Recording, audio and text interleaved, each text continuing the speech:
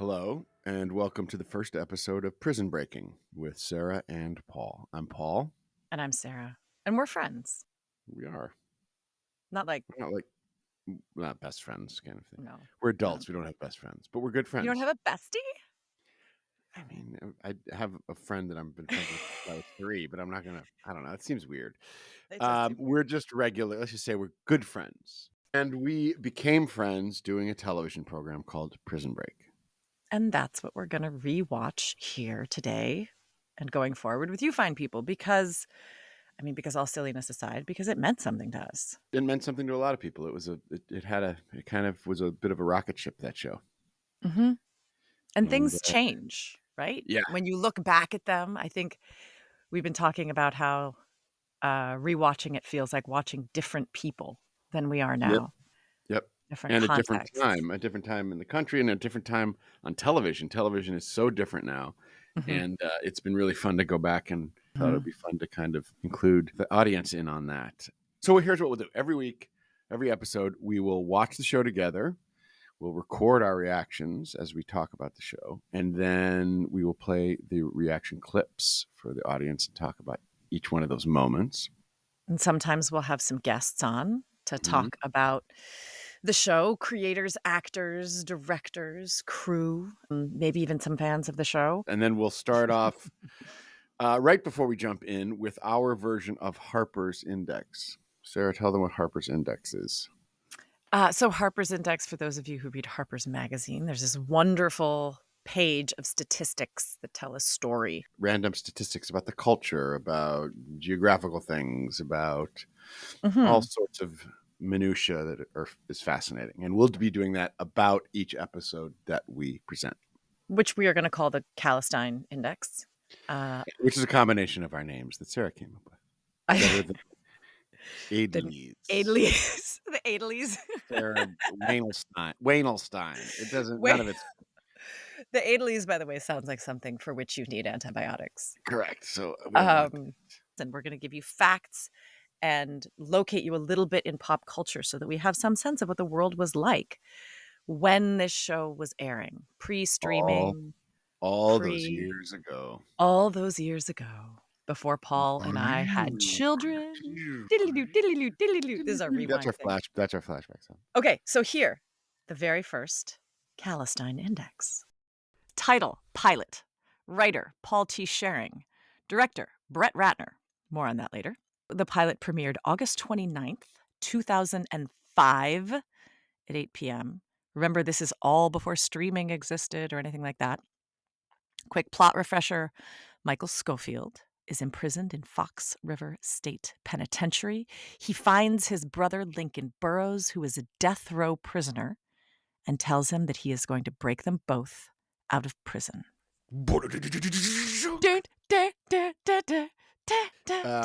Competition in this time slot included NFL preseason football on ABC, Rams versus Lions, a rerun of King of Queens on CBS, and a rerun of Fear Factor on NBC.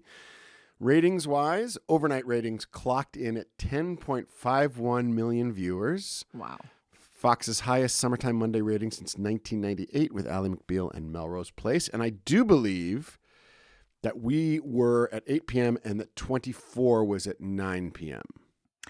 That's how it would be, but this, so we premiered the first 2 episodes, actually, back Same to back. night. Yeah, so the pilot was at 8 p.m. and 9 p.m. was the episode called Alan. Yeah. Okay, so we're continuing our Callistein Index here. We are locating you a little bit of history and pop culture. So August 25th, 2005 was also the day Hurricane Katrina made landfall on the Gulf Coast, becoming one of the deadliest and most destructive natural disasters in U.S. history. On that same day, Lance Armstrong retired from cycling after winning his 7th consecutive Tour de France, which was a record, and he has remained an unproblematic figure in sports ever since. And beloved. With an unblemished reputation. Yes, correct. In the culture at large, The 40-Year-Old Virgin was in theaters, major breakout comedy hit. Good movie. Mariah Carey's song We Belong Together was topping the charts. Paul, can you sing any of We Belong Together? I don't know it at all. Okay, Thought fair. of this yesterday. I do not know that song. I don't either. It's probably a copyright infringement, even if we were to try and sing it. Right. Or at least... I could quote a bunch of from 40-Year-Old Virgin, but that's a different podcast. Okay, so moving on. That's the Adelstein Index. And here is the rewatch. Or some highlights from 3, 2, 1. Play.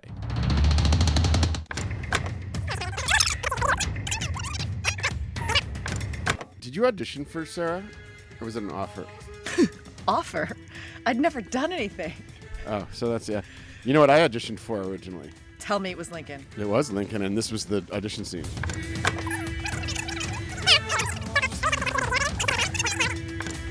We shot 23 takes of the master for this. Why? Went and I had had dinner the night before, and I was like, oh, this guy's really lovely. And after the master, I was like, hey, it's nice working with you. I'm going to get fired.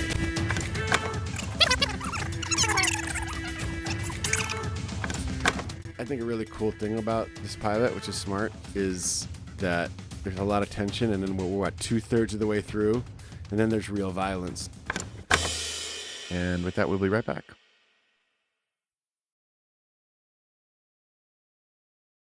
All right, welcome back, everyone. Okay, shall we break that down? Let's break it down.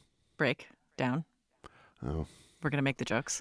We're going to make all the prison breaking Every one jokes of them. possible? Every one of them. And we're going to ask the fans to send in their bad prison break jokes because why not? Sure. And drinking games. There was a prison break drinking game, which I never played, but we should certainly play it at some point. I only remember 2 rules at this point. You had to drink whenever somebody said either inside these walls or outside these walls. And then you had to drink whenever Dr. Tancredi took off her exam gloves. Wow.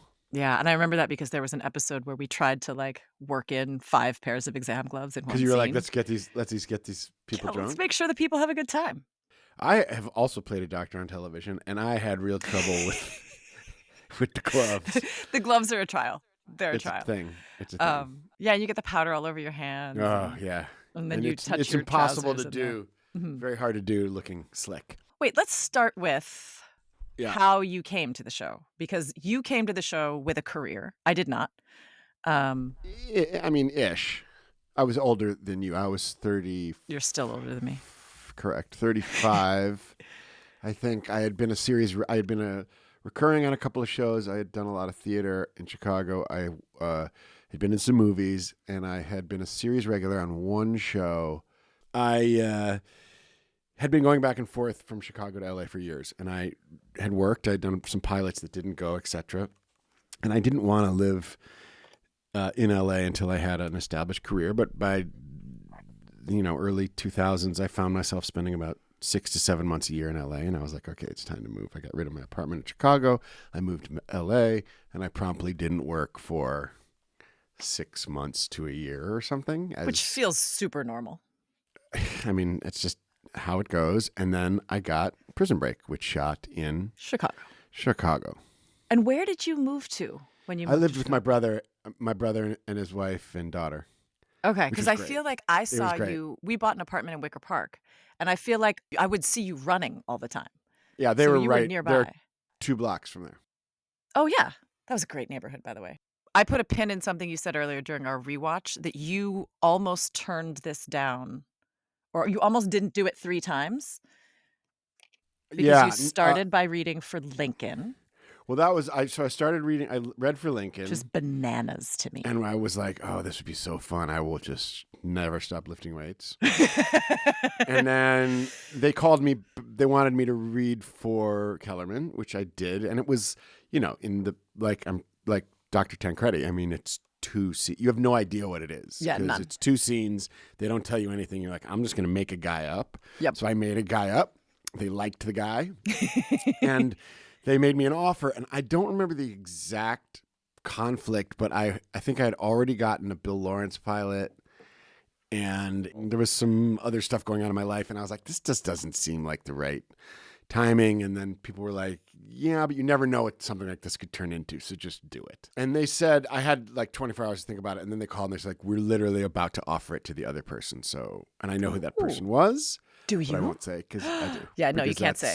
But when we get off this Zoom, I'm going to find out. I'll certainly tell you. And I went and did it, and I had a great time doing it. And then when it went to series, they said we were going to make a 10/13 deal with you, which means 10 episodes out of the first 13. I had the same deal. Yeah. Again, I had 36 hours to respond. I was in Mexico with almost no phone service. Oh. I had done a pilot, and we didn't know if that pilot was going to get picked up or not. And they had the option. So until they said yes or no.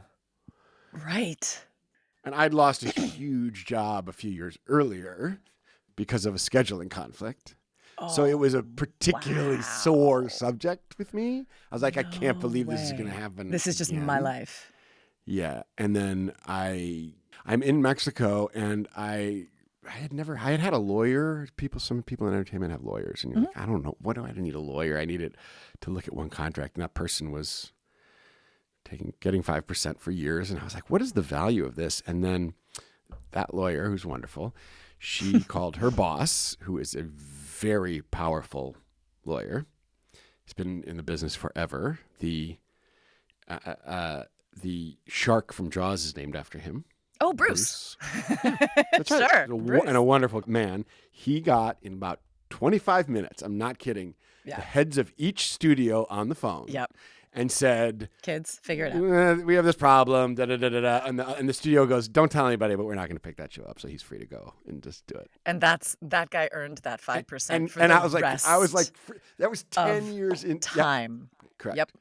Yep. I mean, and I was like, oh, I see what power is. It was so generous. And anyway, so then I got to do the show, and I had a great time. That's amazing. How did you come to it? Well, so I think I was the first person cast because we shot the pilot in 2004. I had finished graduate school in 2002. So I was. Where did you go to graduate school? Brand new. I went to the National Theater Conservatory in Denver, Colorado, which has since been closed. It was the only congressionally chartered acting master's program in the country. But I went there because if you got in, you got a full ride plus a stipend, and that was in my price point. So I went and I did a few episodes on a show called Queen Supreme that lasted very, very little time. And then I ended up doing a show called Tarzan for the WB, which is now the CW. I remember. And that lasted even less time. I think we did 6 or 7 episodes. Who was Tarzan? Reason, Travis Fimmel. Okay. Who at the time was a giant model. He was like the Calvin Klein underwear guy, and has since gone on to do Vikings and all kinds of amazing things. And so I think John Papsadera, who cast this show, who I really want to get on our little podcast here because I want to talk to him about it. I think Paps had seen Tarzan, and I remember him sitting in my first audition came out to the waiting room and just kind of sat down in the chair next to me. He's like, "How you feeling?" And I was like, "I'm good, I think." He goes, "All right, well, come on in." And he was so laid back, and he reminds me a little bit of the dude from The Big Lebowski. Everything is always mellow with him.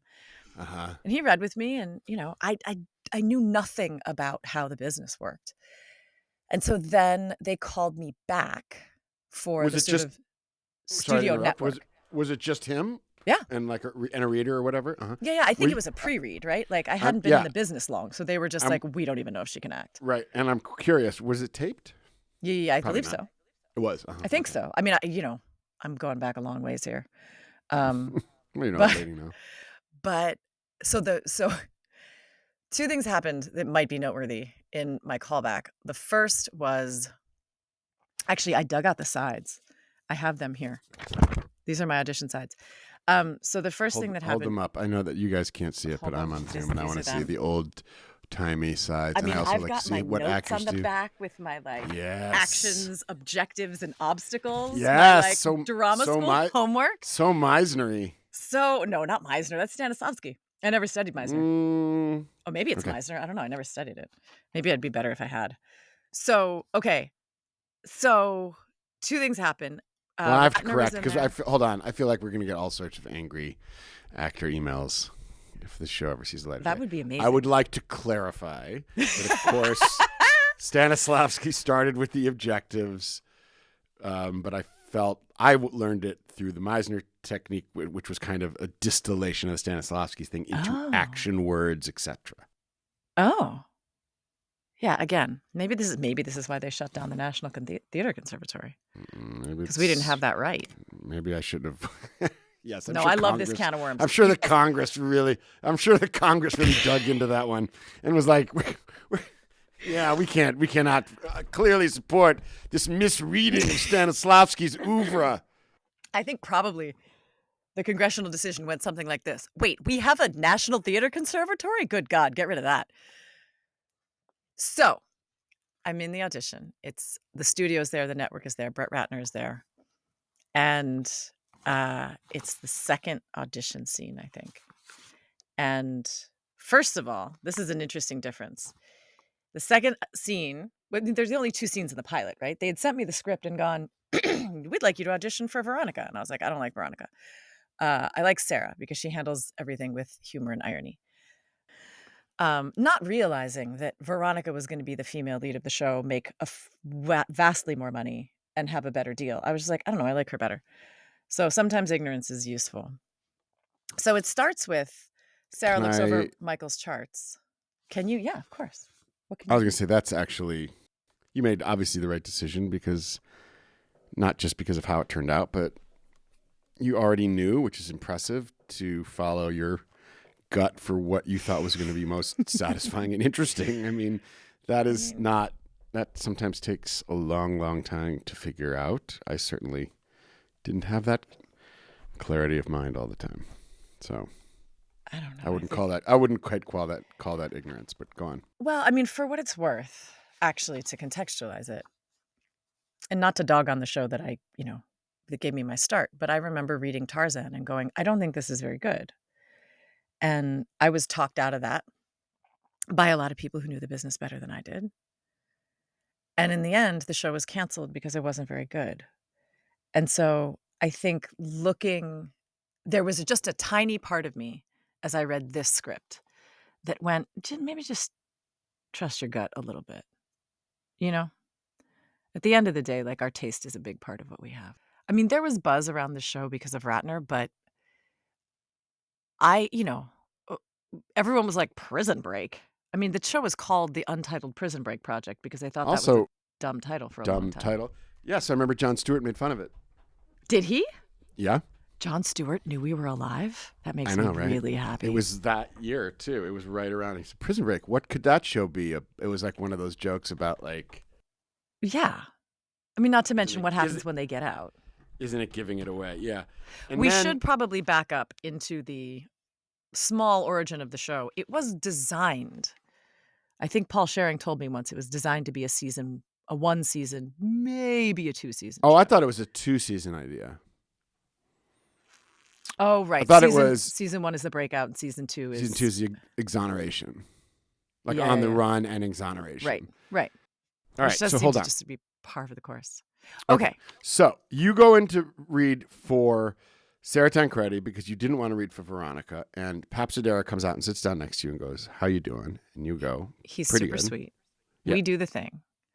A little while later, they bring me back. I go into the room. It's on Fox Studios, which, if you remember, is harder to get into and out of than a maximum security prison. My joke at Fox Studios was, if you can get to the audition, you should get the job. I mean, for real.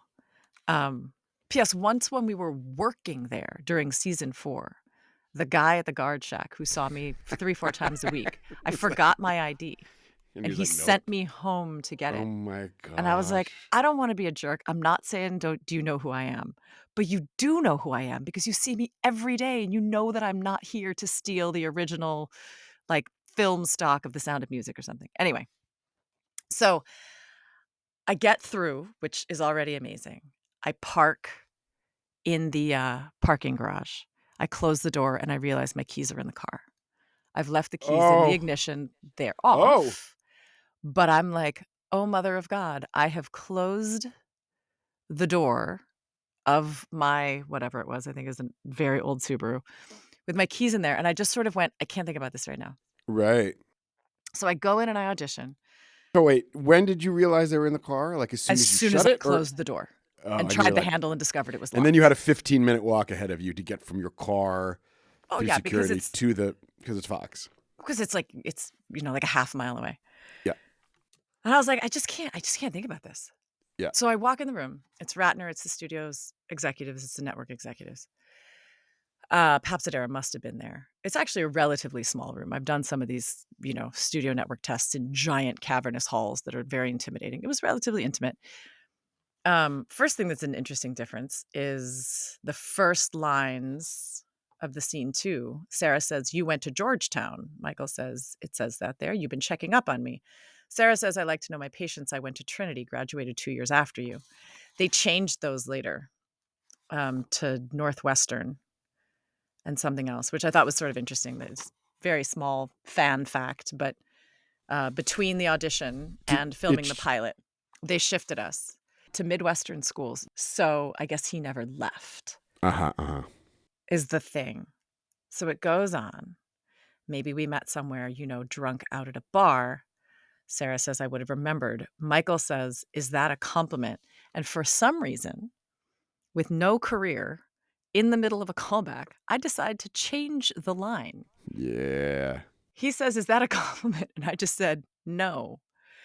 And what was the line? I just don't forget faces. Huh.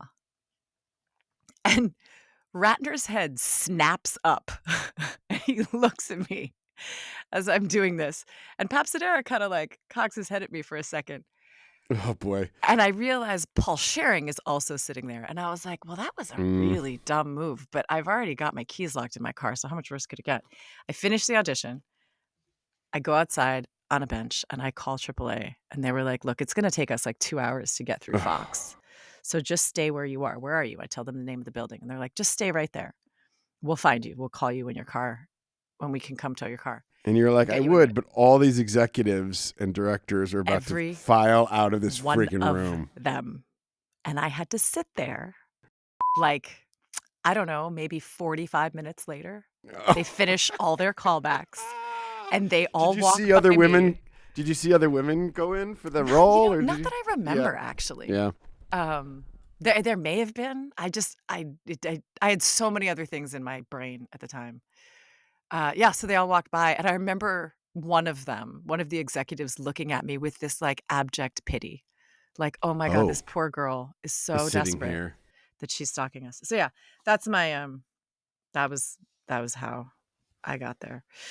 Yeah, that was great. Wait, I had a question. Yes.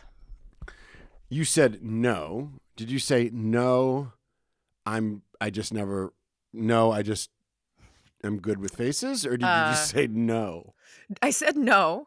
I saw Ratner's head snap up, and then I finished the line. I just don't forget faces. And I think actually, if I remember right, I think Paul on the day, he was like, you can put that no back in there.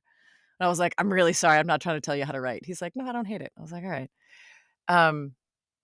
There was something else. He gave me a little slap down once too, or not. Ratner did? No, Paul. Oh, really? Paul Schering. It wasn't a slap. No, I shouldn't say slap down. It was actually very kind, but he said something like, "Oh, you keep this up, I'm gonna have to make you a executive producer or something, or like give you a writing credit or something." Because I could save this story for that episode probably. Okay. Yeah. You guys are just gonna have to wait on that one. Yeah. Well, we'll cut this up. But yes. Paul was very good actually about us shifting lines around, as I remember. He seemed to take a sort of best idea wins approach and not be. I've worked with other writers who are not as flexible as he is. It's interesting because this is Paul T. Schering who created the show. Mm-hmm. Wrote the first 2 episodes. He was not a TV writer. No, right? I don't think he'd ever run a show before. Well, he had never run a show, but I don't even know, had he written films before? He was mostly a fiction writer. Am I making that up? I honestly don't know. He seemed to be not as invested in a good way. Well, I shouldn't say in a good way, in a healthy way, certainly for him, in having a TV career as most people in that job. Like he really... Yeah.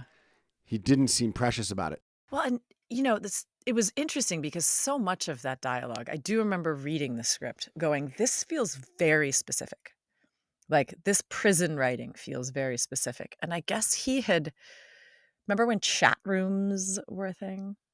He had gone on a bunch of either prison chat rooms or like former inmates and sort of posed as one of them and gotten that language, like fish and celly and, all the very specific stuff. Because I'm sure you had this experience too. I would meet people who had gone to prison in the course of the show. That just sort of happened. And they were like, yeah, a lot of that felt really accurate. Oh, this is an interesting, Dom and I actually went to a maximum security prison. Whoa. When? In Chicago to prep. It was between the pilot and episode 1. We went together. I think we had both independently asked to get a sense of it. And they sent us to this place, and it was so intense. And I remember at one point, I needed to use the restroom, and so the corrections officer who was taking us around was like, all right, I'm going to walk you through the mess hall to get to this place. And there was this man serving. He was an inmate who was serving food. He must have been on, I guess, PI or something. And as I walked by, we made eye contact. And he had these beautiful blue eyes and this really open face. And he was somebody who I immediately felt I would trust. He was sort of charismatic and friendly looking. And later, as we were leaving, I was like, hey, that guy there. And she remembered him. And she said, yeah, he killed a family of 4 around their dining room table. And I actually was so struck by that. I used that later in something that I wrote, like Aftershock or something. But it completely undermined my sense of my ability to judge someone's character. Wow. Because it's not like I had a long conversation with him or stared deeply into his eyes, but every instinct I had was, that's a trustworthy human being. Your first read. I did not see it. And I came home from that experience, curled up on the bed, went immediately to sleep. Like, my entire system was like, we need to reboot. Fell asleep, woke up an hour later, sobbing. Just like all of the stuff that you kind of take in a space, especially being a female in an almost exclusively male space. It was so intense. I was glad we did it, but I was like, okay, that's enough research on that front. Speaking of which, I was on a different show than you were in season 1. That's entirely true. Until we ended up in A. I don't think together. I think we did become friends during season 1, but I don't even remember, like I said, meeting, but we certainly didn't have any work together. No, we met at like cast dinners and stuff. Yeah. But speaking of being a woman in a male space, fictionally and in reality, that's what you were doing. It was a pretty macho, I shouldn't say macho, I should say pretty male show. Also, not just the actors, but most of the directors were male. Most of the writers were male. Although we had 2 female writers and 1 female director, maybe? Right. Karen Usher. Gaviola. Oh, Karen Usher was the writer, and Karen Gaviola was the Gaviola. director. Yeah. Who's now the president of the DGC, I think. And Marty Noxon was a writer. I don't know if she was there season 1 or not. But it was overwhelmingly male. I mean, can you talk about how that? Also, you were new to the business. Did you just think that's how it was? Were you? You must have been obviously aware of it. But how did you find it? It's an interesting question.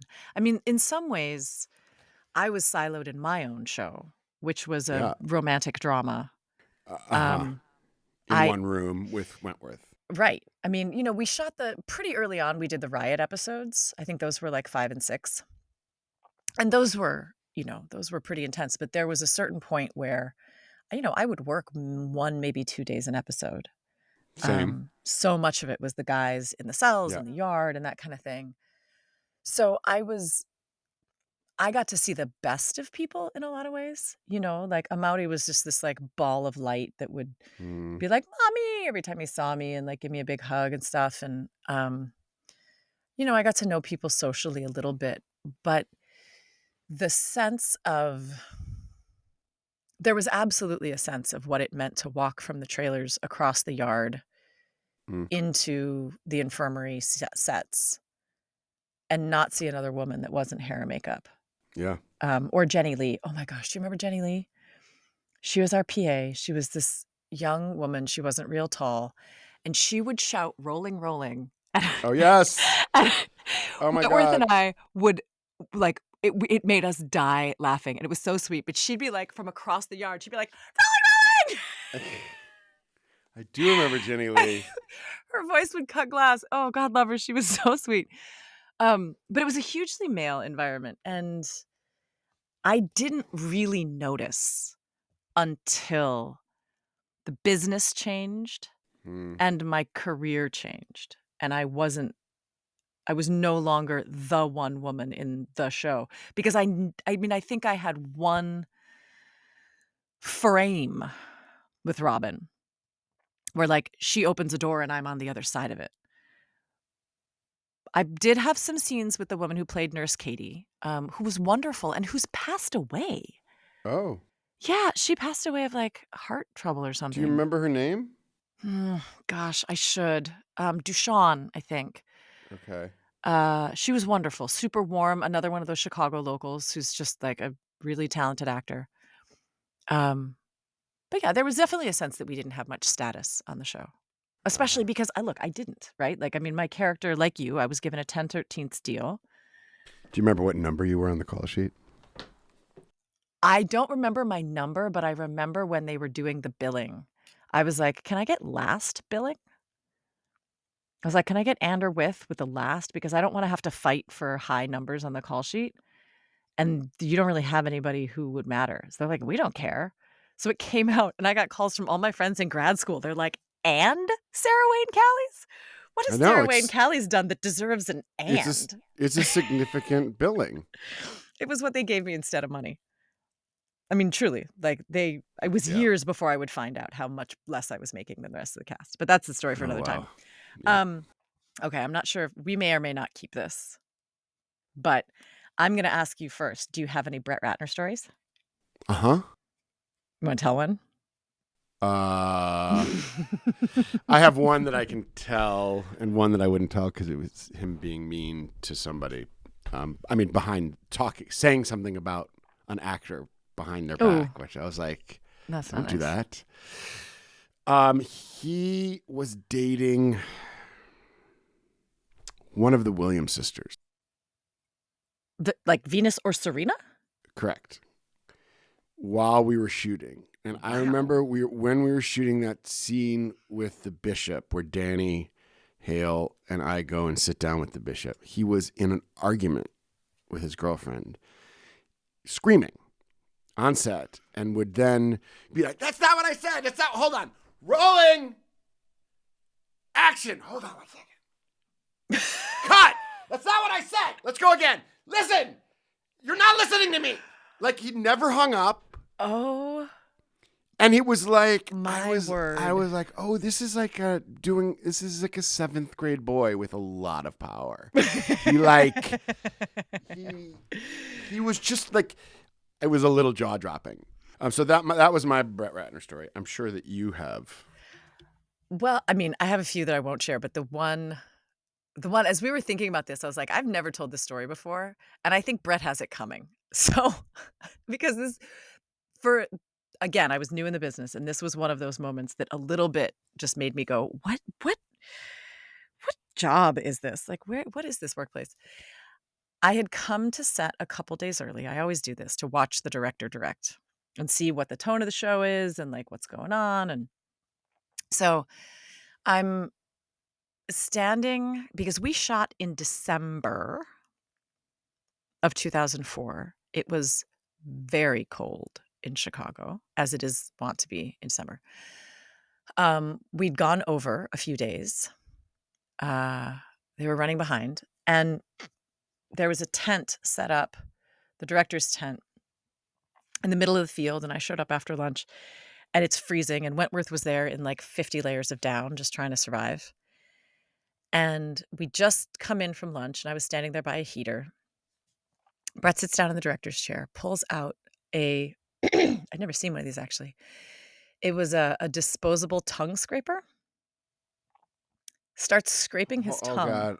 Oh God. What? Starts scraping his tongue. What? I think Wentworth and I briefly This is looked not at each other. where I thought this was and going. was like, "What's going on?" No, I'm not telling those stories. There's enough of them.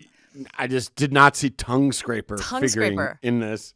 The next thing that happens is he flicks it onto the monitors. Oh. And there's now tongue scum. I don't know what you call it. All over the monitors. Tongue scum is appropriate. Tongue scum. He turns to a PA and says, "Clean that up." Bull. I mean, I was almost said. I was like, I totally believe this. The first thought in my head was, "You just told me everything I need to know about you." That's one of the worst. That's when outrageous. Someone tells I've you never heard. Believe them. That is so disgusting. So horrified. It was. I've never told that story, but there's a part of me that's like, you know what, dude, you should be held accountable for behavior like that, because some poor PA in very nearly freezing weather in Chicago had to go home and have their friend or spouse or partner go, "How was your day?" And when I had to clean the tongue scum off a monitor. I mean, there's so many things that are disgusting about that story, both physiologically and power and psychologically and power in Hollywood, man. And also showing off for you guys. Like, what is that part? Like, is that a flex? I mean, weird one. Anyway, maybe on that note, we should wrap up. And with that, we'll be right back. Welcome back, everybody, to Prison Breaking with Sara and Paul. Is there anything else you want to talk about? I mean, there was so much in that pilot, including, I forget that not everybody's going to hear the whole rewatch, including, I mean, the last moment is a pretty breathtaking film moment reveal. I agree. I think that there's two astounding twists in the pilot. One is that they're brothers, which is like right in the middle.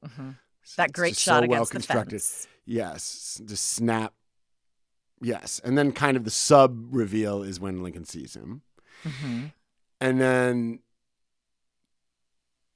the reveal at the end that he has the plans tattooed on his body. Because there are, I think Paul did so well, not just within one episode, but also throughout season 1 in particular, is lay the groundwork for stuff that doesn't pay off till much later. It's really easier said than done. It's a patient, especially in television, because so many things change, and the studio wants different things, the network wants different things, and different actors get hired, and different directors, and you have to. But like the fact that the first shot is him getting tattooed, and you never know what it is until the very end. You don't know why he's going in there. You don't know what LJ's up to. You don't know all these different pieces. If you think about all the stuff that's on the wall, Warden, Brucey, Burroughs, and Muse's character. What's Muse's character's name? Watson's character? D.B. Cooper. D.B. Cooper, but he had a different name. Charles Westmoreland. Like all these things that are just, here's a bunch of clues, and we're going to stretch them out throughout the whole season. It's just so much fun. It's why people were so ambitious. Addicted to it. It's ambitious. Right. And, back then, too, there wasn't a lot of television like that. I think it's worth locating that moment in, like, I really believe that it was related to 24 in that it was so intense. Like, so many shows were episodic, meaning everybody uses the example of Law and Order. You can watch them out of order. It's a little, it's a 40-minute mystery, and da-da-da-da-da. You can watch Friends. It's contained. It's one story. This was, if you didn't see last week, this was lost. Talk about appointment television. You had to watch 24. It was literally 24, hour long, blah, blah, blah, blah. Sequential things you had to watch. And people were dying for it to come out the next night, or the next week, excuse me. And that was a kind of unusual. Bingeable. That was not a thing. Bingeable. The other thing too, as we were rewatching it, that I was Like the intelligence of the show and the ambition of the show, I think, is pretty not obvious, but pretty clear. I was struck again by just how great their work is. I mean, the vulnerability to see characters like Michael and Lincoln, who are well constructed and hold their cards very close to their chest and have all kinds of wounds, then take each other in with that kind of almost little boy vulnerability and heartbreak. I think more than anything else, that's why you care, because you see a very smart man who at his core has an Achilles heel, and that's that he will do anything for his brother. Yeah. And his brother will do anything for him. And that's, that, like, we talk about this a lot when we're creating shows and stuff, but none of the pyrotechnics matter if the two people talking in the room and their beating hearts don't connect in a meaningful way. And they did beautiful work. Which is really cool. It was really nice to see. I'd only ever seen it. I saw it in some agent's office or maybe John Papsadera's office right after it was picked up. But I haven't seen it in a long time. And I don't think I've ever seen it with a detachment. Like, there are things, we'll get into this later, but there are things about that show that I love, that I'm super grateful about. There are things about that show that also really hurt me and really took me a long time to heal from. And being able to watch it now, I don't know about you, but I don't recognize myself in it. I see some 28-year-old, 20-something-year-old girl named Sara Wayne Callies doing her thing. Yeah. I almost don't even recognize you because you're such a radically different person. And that remove is interesting. Long time ago. It was a long time ago. And watching yourself as an actor is one thing. And people have horrible. People have different relationships to it. But watching, like now, this is the first time, or I'm getting to the point where I can actually watch things that were almost 20 years old. That's a whole different thing. Because, as you said, the remove is quite different. Yeah. That makes it quite a different experience. Okay. No, you don't think it's healthy?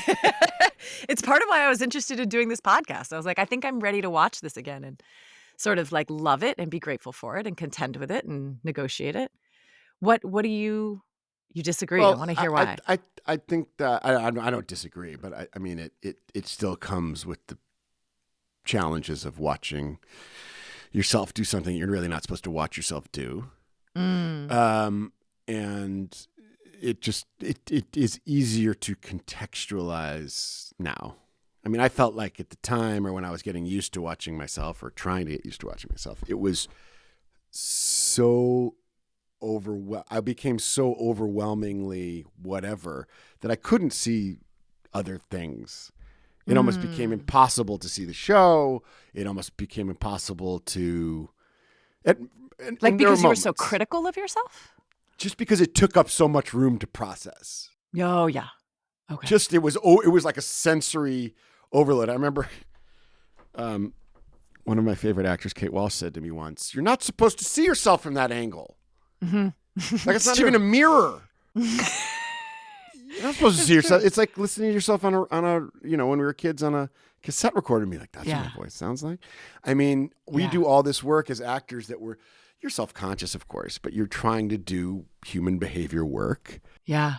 And how it looks and sounds shouldn't, we try to are constantly be letting go of that so that we can do our work and be real people. And then you look at it and so it's poison. It can be the vanity part. It can be poison. And then anyway, I think that it is now nice to watch it in context without being, it's still painful, but overwhelmed by that experience of trying to get used to it. Or it doesn't look like, it doesn't seem like me to me, like you said. It's like boy me, but yeah. I don't like some of it. Yeah, that's okay. Yeah. Right? It's got to be okay. What are you going to do? What are you going to do? Also, I just came back from, I did one of those military goodwill tours. Yeah. Literally just got back. We went to 9 bases in Europe, and people wanted to talk about all sorts of different things. People wanted to talk to me about Kellerman every single place I went. Every single place.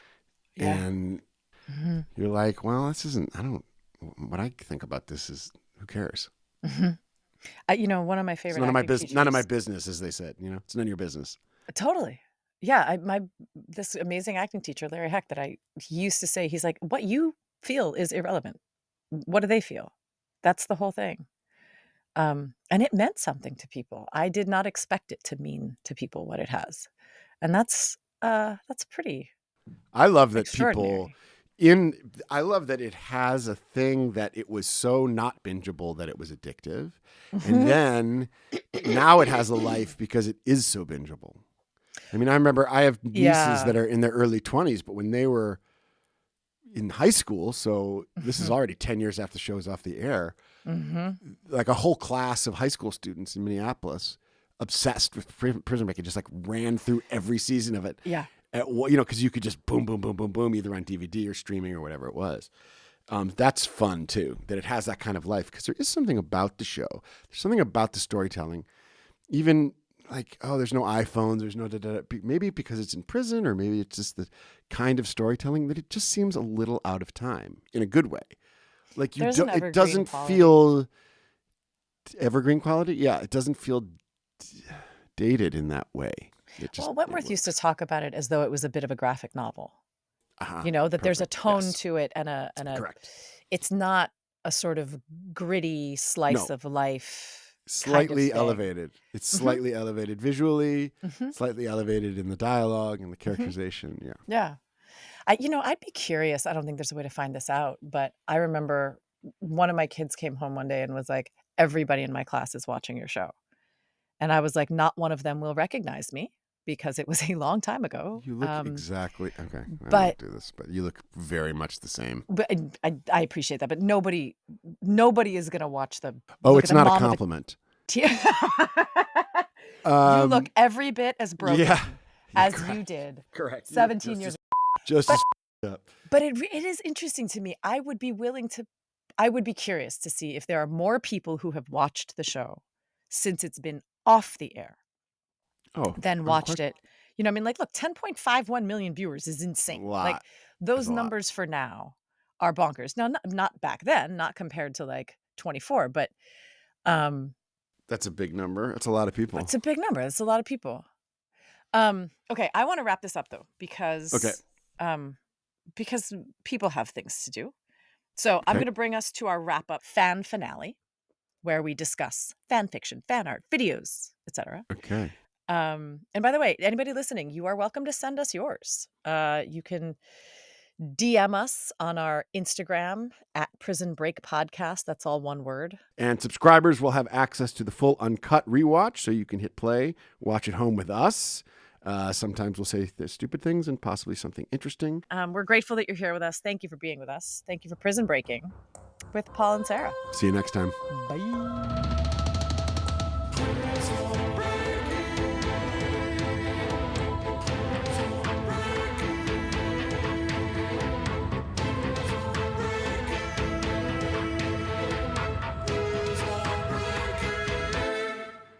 Prison Breaking with Sara and Paul is a Caliber Studio production. Your hosts have been friends, but not besties, Sara Wayne Callies and Paul Adelstein. Our prison warden has been producer Ben Haber. Keeping us slim and trim in the prison yard has been sound designer and editor Jeff Schmidt.